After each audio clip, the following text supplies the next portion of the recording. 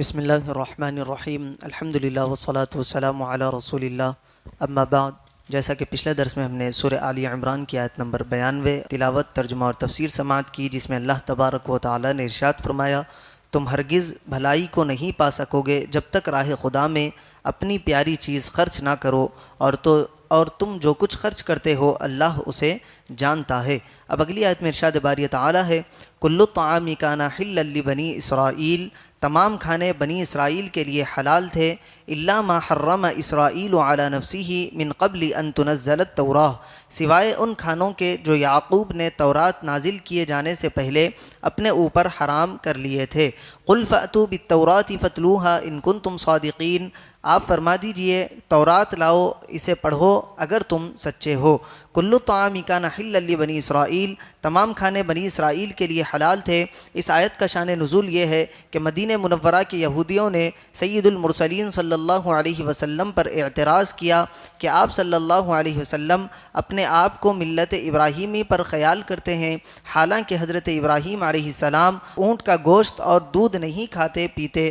جبکہ آپ کھاتے ہیں، تو آپ ملت ابراہیمی پر کیسے ہوئے؟ حضور اکرم صلی اللہ علیہ وسلم نے فرمایا کہ یہ چیزیں حضرت ابراہیم علیہ السلام پر حلال تھی۔ یہودی کہنے لگے کہ یہ حضرت نوح علیہ السلام پر بھی حرام تھی، حضرت ابراہیم علیہ السلام پر بھی حرام تھی، اور ہم تک حرام چلی آئی۔ اس پر اللہ تعالیٰ نے یہ آیت نازل فرمائی اور اس میں بتایا گیا یہودیوں کا یہ دعویٰ غلط ہے، بلکہ یہ چیزیں حضرت ابراہیم، حضرت اسماعیل، حضرت اسحاق اور حضرت یعقوب علیہ السلام پر حلال تھی۔ حضرت یعقوب علیہ السلام نے کسی سبب اپنے اوپر حرام فرمایا اور یہ حرمت ان کی اولاد میں باقی رہی۔ یہودیوں نے اس بات کا انکار کیا تو حضور اکرم صلی اللہ علیہ وسلم نے فرمایا کہ تورات میں یہ مضمون موجود ہے، اگر تمہیں اس سے انکار ہے تو تورات لاؤ اور اس میں سے نکال کر دکھا دو کہ یہ چیزیں حضرت ابراہیم علیہ السلام پر حرام تھی۔ اس پر یہودیوں کو اپنی ذلت و رسوائی کا خوف ہوا اور وہ تورات نہ لا سکے اور ان کا جھوٹا ہونا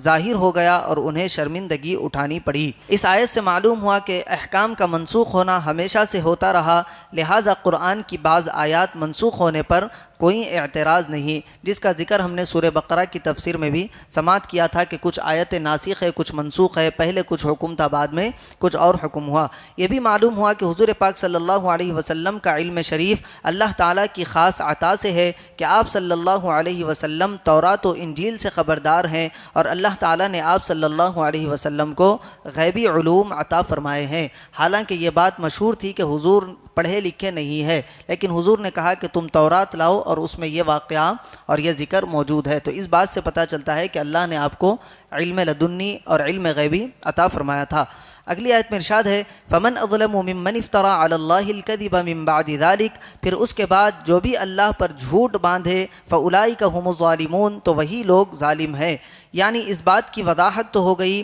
کہ بنی اسرائیل پر جو کچھ کھانے حرام ہیں یہ حضرت ابراہیم علیہ السلام سے نہیں بلکہ بعد میں حضرت یعقوب علیہ السلام کے حرام کرنے سے ہوئے، تو جو اس حقیقت کو کے واضح ہو جانے کے بعد بھی اللہ تعالیٰ پر جھوٹ باندھے اور کہے کہ ملت ابراہیمی میں اونٹوں کے گوشت اور دودھ اللہ تعالیٰ نے حرام کیے تھے، وہ ظالم ہے۔ اس آیت سے یہ بھی معلوم ہوا کہ علم کے باوجود گناہ کرنا زیادہ سخت ہے، نیز حلال کو اپنی طرف سے بلا دلیل حرام کہنا اللہ تعالیٰ پر جھوٹ باندھنا ہے۔ اگلی آیت میں ارشاد ہے، قل صدق اللہ، اے حبیب صلی اللہ علیہ وسلم آپ فرما دیجئے اللہ نے سچ فرمایا، فاتبعوا ملت ابراہیم حنیفا، لہٰذا تم ابراہیم کے دین پر چلو جو ہر باطل سے جدا تھے، وما کان من المشرکین، اور وہ مشرکوں میں سے نہ تھے۔ اس آیت میں دین ابراہیمی کی پیروی کا حکم دیا، اس سے مراد یہ ہے کہ دین محمدی کی پیروی کرو، کیونکہ اس کی پیروی ملت ابراہیمی کی پیروی ہے۔ دین محمدی اس ملت کو اپنے اندر